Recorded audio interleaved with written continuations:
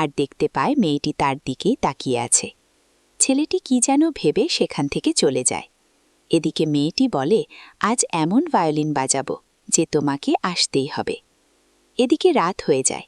মেয়েটি তার জীবন দিয়ে ভায়োলিন বাজাতে থাকে। সে ব্যালকনি থেকে দেখে সকল যুবকেরা আসছে, তবে ছেলে তা আসেনি। তারপর সে আরও জোরে বাজাতে শুরু করে। সেই সুরে শহরের সকল বৃদ্ধ পুরুষ, এমনকি সদ্য যুবক হওয়া ছেলেরাও তার সাথে শারীরিক মেলামেশা করার জন্য পাগল হয়ে যায়। সে দেখে গ্রামের সকল মানুষ আসলেও ছেলেটি আসেনি। সে তার ভায়োলিন বাজানো বন্ধ করে আর তার প্রাসাদের গেট বন্ধ করে রাখে, যাতে কেউ ভেতরে আসতে না পারে। পরদিন সকালে সকল গ্রামের মানুষ মায়া থেকে মুক্ত হয়। আজ তারা অবাক, কারণ গ্রামের বাচ্চা ছেলেগুলো আজ চলে এসেছে। গ্রামের বয়োজ্যেষ্ঠরা সিদ্ধান্ত নেয়, এই প্রাসাদের রহস্য বের করতে হবে, আর না হয় এই প্রাসাদ পুড়িয়ে ফেলতে হবে। সবাই একমত হয়, আর গ্রামে এসে একটা দল তৈরি করা হয়, যারা ওই প্রাসাদে গিয়ে দেখবে যে ভেতরের রহস্য কী।